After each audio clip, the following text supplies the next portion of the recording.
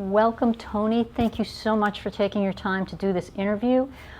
We have hurricane season coming upon us, and Emergency Operations Center is probably the most important department at that time.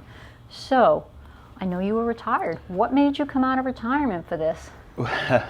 Funny story. Well, I had to retire early because I have a medical condition, but I didn't want to leave the department yet. So I was fortunate enough, Chief Hagedorn basically offered me a position in the emergency management and basically let me run it, be the program manager for it. And of course, our first big issue was the pandemic. So tell me, what does the Emergency Operations Center do? So we basically are the hub for when a storm comes or a big emergency event. We bring in all the department heads. They're all able to sit in there together and basically communicate without having to call, email, or anything like that.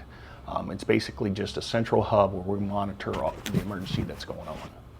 And the department heads can call in their crews as needed? Correct, yes. Okay, thank you. And I know you've done things to enhance the Emergency Operations Center, or as we call it, the EOC. Mm-hmm. Can you tell us what those enhancements were? Sure. When I started, technology was completely outdated.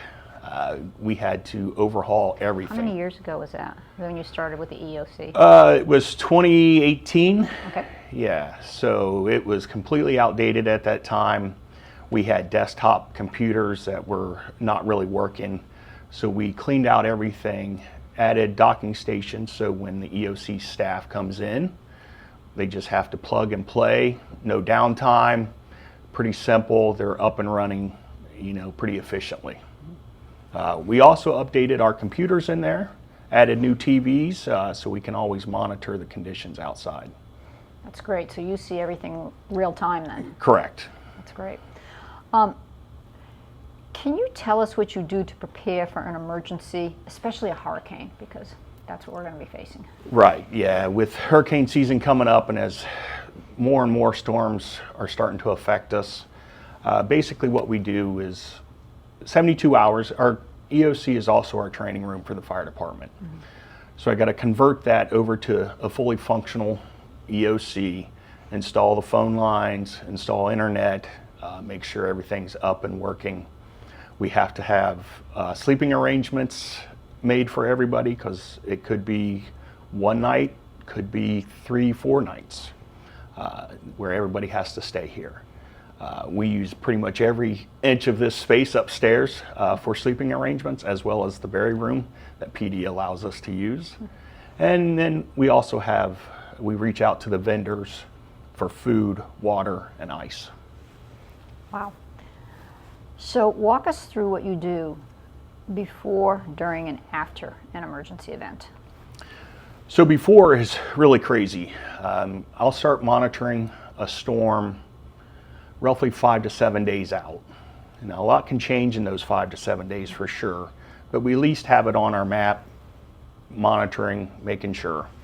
As we get closer, if it's starting to head our way, 3-4 days out, I start getting alerts from Orange County Emergency Management, as well as National Weather Service.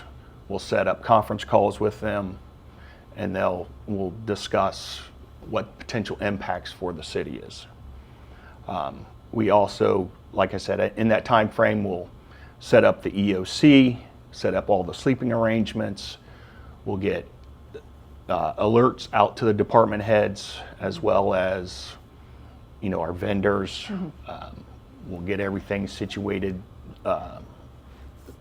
sleeping wise. Yeah. So how many people, if there's an event, are usually at the EOC? Okay, it's storm outside. So usually we'll have each department will bring 1 to 2 people. So that's 15 to 20 people roughly. And then we have a call center that has between 10 and 12 people as well. So we hold about 20, 25 people at one time, upwards of 30 that we can have stay overnight, but it's usually around 20, 25. Thank you so much for your time. Thank you. Truly appreciate it.